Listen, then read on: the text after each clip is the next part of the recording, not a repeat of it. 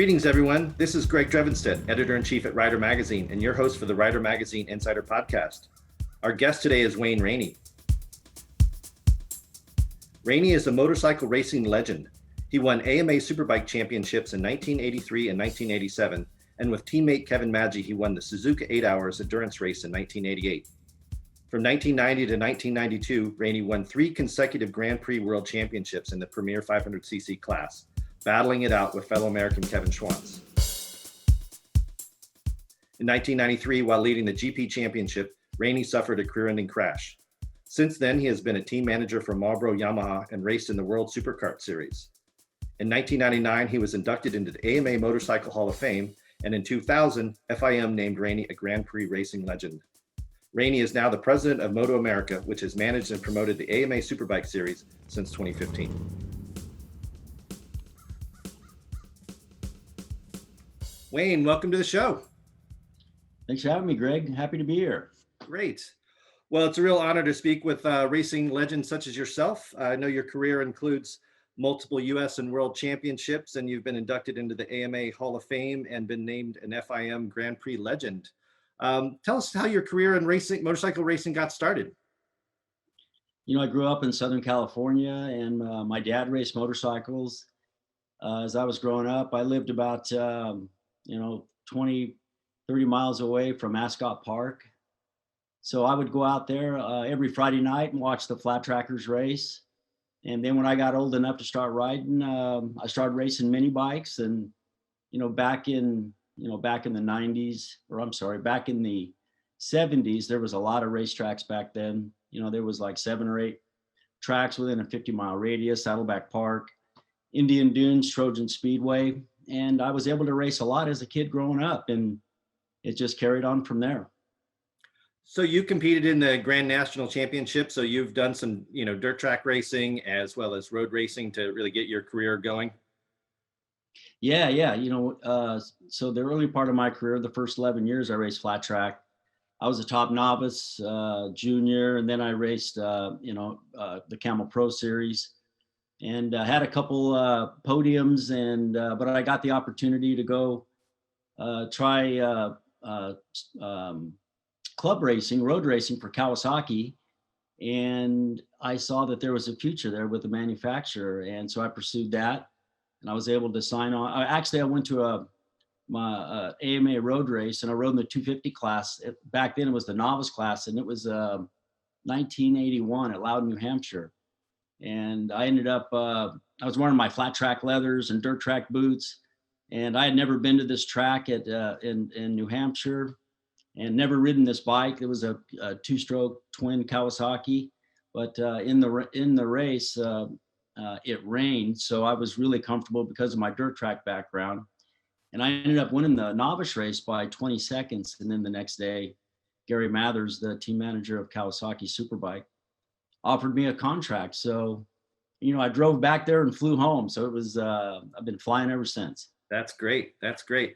Well, I know you've won a couple of AMA Superbike championships, and then in the early 90s, you won 3 consecutive Grand Prix World Championships in the Premier 500cc class. You were part of one of those golden era of GP racing where there were a lot of Americans. There were, Kenny Roberts, Freddie Spencer, Eddie Lawson, yourself, Kevin Schwantz. I think I added it up from the late 70s to early 90s. You guys accounted for 11 world championships in the premier class. And and also your rivalry with Kevin Schwantz is something that's still the stuff of legend. What was it like, competing on the world stage? I mean, you clearly worked your way up through a lot of hard work, but what was it like competing at that level? Yeah, it was pretty intense. Won the AMA Superbike Championship in '83 and then in '87, and then we went on to race on the world stage. I went from racing superbikes to Grand Prix 500cc 2-stroke bikes, which were a completely different type of motorcycle to race. They were very violent, very unpredictable, but very, very satisfying when you could get it right. So, I was kind of patient when I first started, and I was able. I think the first year, there was 12 races. I finished on the podium 7 or 8 times, finished third in the championship. So that gave me a lot of confidence to think that I could actually ride these bikes and compete against, Eddie and Wayne Gardner and Kevin Schwantz. And so, in 1989, my second year, I actually raced it out with Eddie Lawson for the world championship. And it came down to the last race. And it worked out better for Eddie than it did myself. I made a mistake and jumped off in Sweden. But in 1990 through 92, I was able to win the world championship. And I was very fortunate to race with those guys back then. The Americans were very dominant. As you said, Kevin Schwantz and myself we had a rivalry that we focused on each other quite a bit on the track, which maybe kind of helped me in some ways that I didn't think about the other guys as much at times. So I was able to race against him. I was able to actually rabbit out away from the rest of the guys, and it paid off. So I really enjoyed my time racing then. Looking back on it now, you realize that the Americans were so dominant back then when you look at where we're at now. So I was very fortunate to be a part of one of those Americans. Well, great. I know that, you were leading the championship in '93. I know you had an unfortunate accident that brought your career short. Since then, moving forward, you are now oversee the MotoAmerica series. I think since about 2015, you and your partners have been managing that series. So your career's kind of come full circle. You had AMA Superbike Championships, and now you oversee that series. And it's, I know there's been a lot of growth in the series. There's quite a few classes. So tell us how AMA Superbike and the other classes within that series, sort of how they've changed since MotoAmerica took over. Yeah, I think since we started, I think when we first got the series, there was like 65 riders. When we first started, there was just a couple races. There was no TV. So we kind of, when we was able to acquire the commercial rights, we decided to change the rules in Superbike and go more towards World Superbike, because we thought we could get more attention from more teams, manufacturers, and riders to come compete in the U.S. And here we are 7 years later, and we got Yamaha, Suzuki, Ducati in the championship now. We have a lot of international riders with Loris Baz and Tony Elias and Hector Barber, the guys that raced in MotoGP. When we look at when we first started the series, we wanted to make it competitive and make it to where the series was, when if you could do good in our championship, you would be able to go on and race in the world championship. And so we're starting to see that now. We see Joe Roberts and Cameron Beaubier. They were both our champions in MotoAmerica, along with Garrett Gerloff racing in World Superbike. I believe he was fastest today at the World Superbike round. So it's starting to work in the way that we envisioned it. And now this year the attendance has exploded. MotoAmerica, it's taken us 7 years, but it's really on a path that reminds us of the old days. Sure. Yeah, I know that some of the national series are very much, that's how racers move up through their career and try to get up to the world stage. So in addition to Superbike, I know you've got multiple classes, and some of our listeners may or may not be familiar with all of them, but I know that at the top level is Superbike, but we've also got things like King and the Baggers. Sort of give us an overview of the different classes that are within MotoAmerica. And I know that we've got nine total rounds this year or this season, but I know not every class is in every round. But what's an overview of the classes in MotoAmerica? Yeah, so we've kind of got soup to nuts all the way through, Greg. So like we got the Ovale mini bikes. So they race at 4 rounds with us this year. And those are racers as young as 6 years old up to 12 and up to 14. To race in MotoAmerica proper in the professional class, you have to be 14. So our class there that starts, it's the youngest class in our championship, and it's called Junior Cup. From there, you go to twins, the twin cylinder bikes. And then we have the 600 Super Sport class, which has been around forever. That's a highly competitive class. And then we have a very popular class called Stock 1000. As a matter of fact, this weekend at Laguna Seca, we're going to have close to 50 bikes for that event. Wow. Of course, but only 38 qualify, so some will be going home. And then we have the Honda Superbike class, which is our main class. And we have over 33 entries for that this weekend. And then we also have King of the Baggers, which we started last year at Laguna Seca. And we have a 3-round series with that. Mission Food sponsors that. So yeah, it's we've kind of got a little bit of something for everybody. Sure, it's interesting that I know the King of Baggers has gotten some attention because that's similar in the flat track series that it's reignited this classic American rivalry between Harley Davidson and Indian. And then of course, when you see motorcycles that I know things like the Harley Davidson Street Glide is one of their top selling motorcycles, to see a bike that looks a lot like that, competing on a racetrack, it's sort of like it's sort of unexpected, but at the same time, people can relate to it. I mean, because stock cars in NASCAR are anything but stock, but these baggers, I know they're not exactly like you would get on the showroom, but they still have the body work. You still got the fairings, you still got the saddlebags and so forth, and that's pretty cool. Yeah, well, when you said NASCAR, basically our super bikes is more closer to what the NASCAR concept is with a production bike, and then you race it. But the King of the Baggers, I mean, that's a cruiser. And when that opportunity came to us last year, I had to do a lot of convincing to my partners that I think there may be something here. And so we was able to put it onto the racetrack, and that was my one concern, was I didn't know if they would be very slow, what would happen if there was an accident. Are they safe? Are the bags going to drag around the corners? But when we were able to see the bikes that showed up and saw the Olin suspension and the Brembo brakes, and it's got the big fat Dunlop tires on it, and carbon fiber bags, and then you hear the sound of them, it was just amazing. So it's very, the idea was to try to get another 3,000 or 4,000 people to come to the track, because of somebody that wouldn't generally come to a road race. Sure. So putting baggers on a road race track there was a big curiosity about it. And now we have a 3-race series, and we plan on expanding that to a few more next year. That's great. I know that like I said, since it's only a 3-round series, that the final round for this year will be at Monterey, weekend of July 9th through 11th. Is the leader in that series is Kyle Wyman. I also know that he competes in the Superbike series. So are there a number of the racers that are competing in multiple classes, like that, the crossover? I know he actually, after winning a race at MotoAmerica, then was injured in a crash in a Superbike race, and he might not be able to compete in Monterey. But you have several of these racers that are in multiple classes?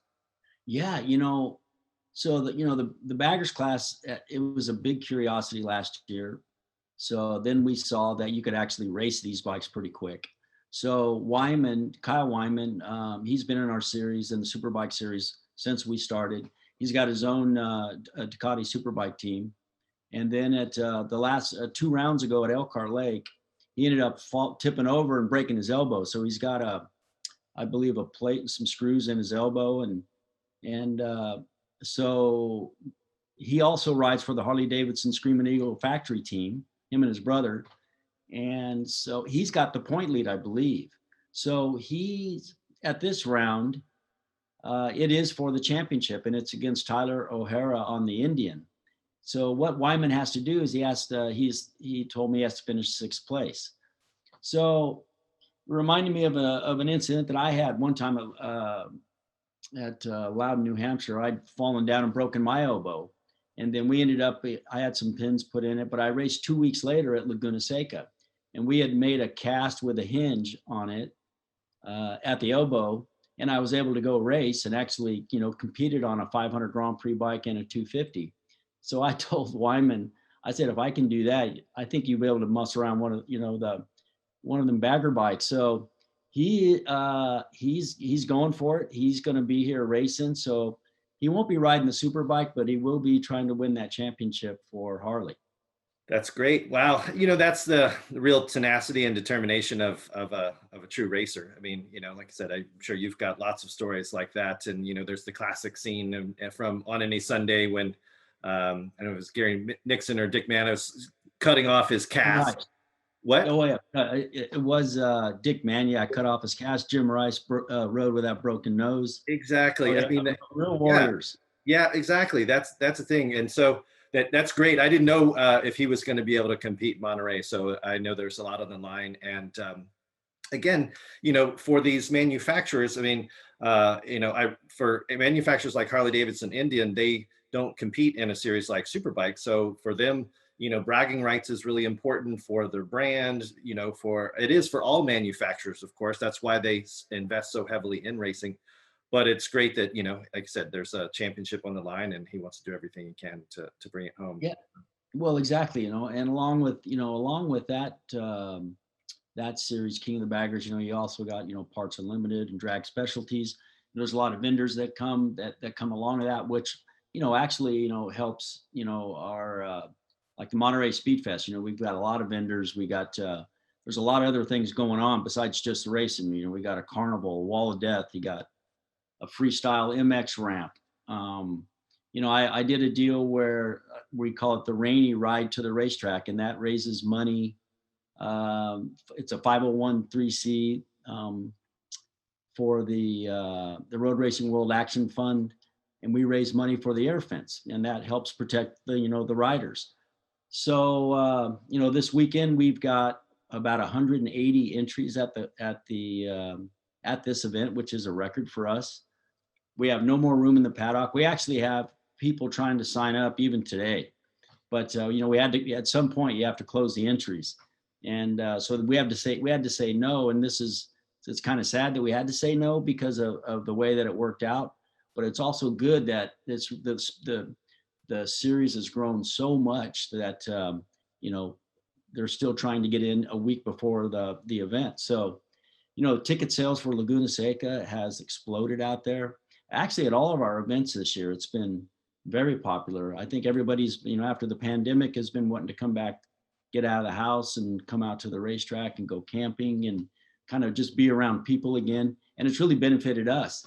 And we're seeing an explosion in spectators. So, I really feel good about what the American Series is doing, and we're really excited. That's great. And there is, of course, nothing like seeing a race in person if you can be there. I was been to a number of races there at Laguna Seca, and I was there actually watching at the Corkscrew, and I think it was 2008 when it was one of the MotoGP rounds, and Valentino Rossi did his little bit of an off-track pass off on the Corkscrew with Casey Stoner, and that was it ended up being kind of a legendary pass. And so to be able to see that and hear it and feel it and part of that is great. And like you said, everybody's had limitations over the past year for a variety of reasons with the pandemic, and so I think people are really excited to get out and go experience things in person that they've been forced to experience either through streaming or watching on TV. And of course, there are going to be race fans all over the world that.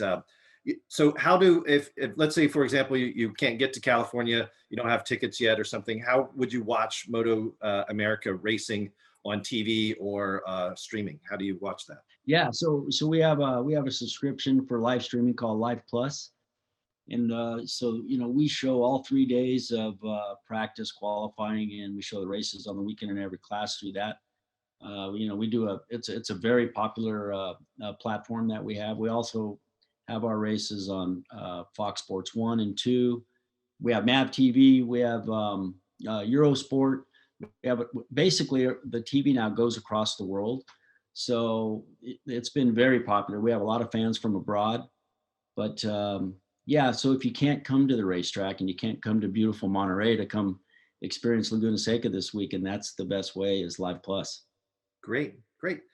So I know also I wanted to ask about a couple of the support classes. Like I know Royal Enfield has their Build, Train, Race program, which is focused on female racers, and then you've also got the Super Hooligan series, which tell listeners a little bit about what these support classes are like.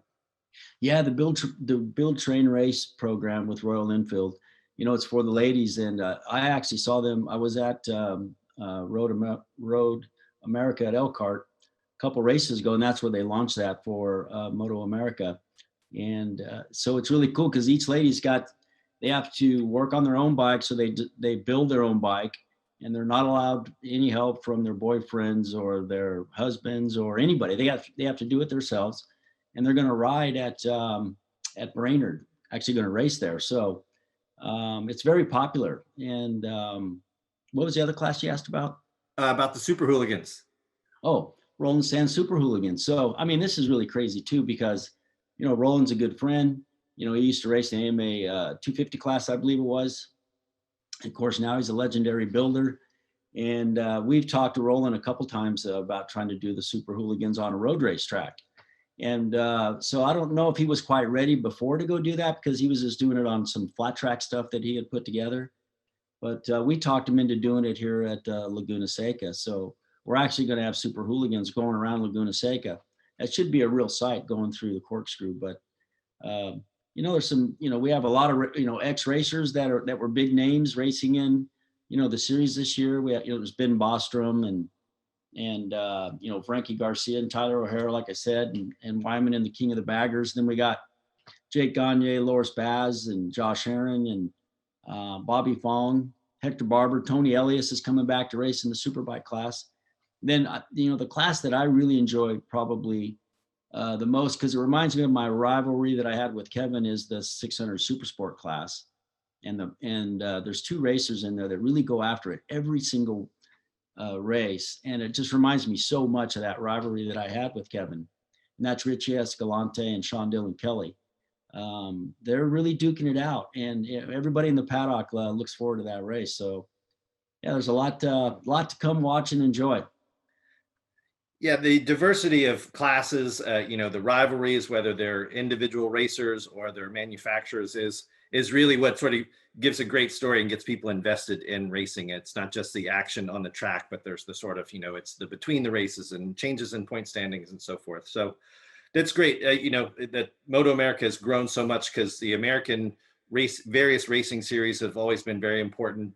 We talked at the beginning about how they are development classes in some ways for the world stage, but they're also people have long illustrious careers just on in American race series, and it's great to see a variety of classes. So many rounds this year, and like I said, to hear that there's so much growth with not just racers on the grid, but attendance at races, viewership and so forth. So we definitely, I would encourage anybody, if you can get to Monterey for the weekend of July 9th through 11th, definitely go in person. It's a beautiful venue.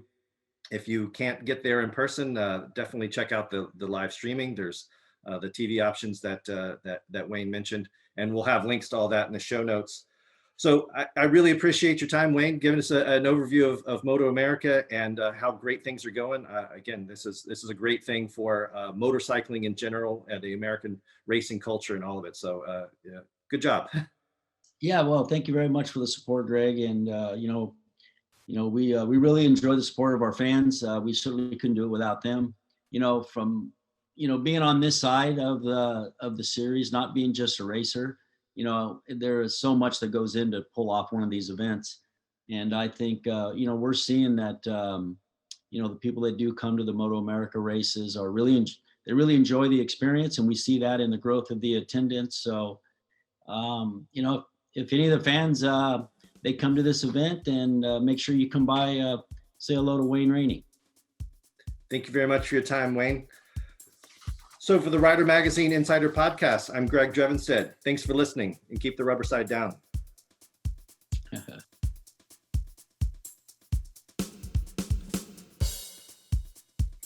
If you've enjoyed listening to the Rider Magazine Insider Podcast, please subscribe, leave us a positive rating, and tell your friends. We also encourage you to visit ridermagazine.com, where you can get the latest in motorcycle news and reviews and sign up for our free weekly newsletter. You can also subscribe to print and digital editions of Rider Magazine, which is published 12 times a year. Thanks again for listening.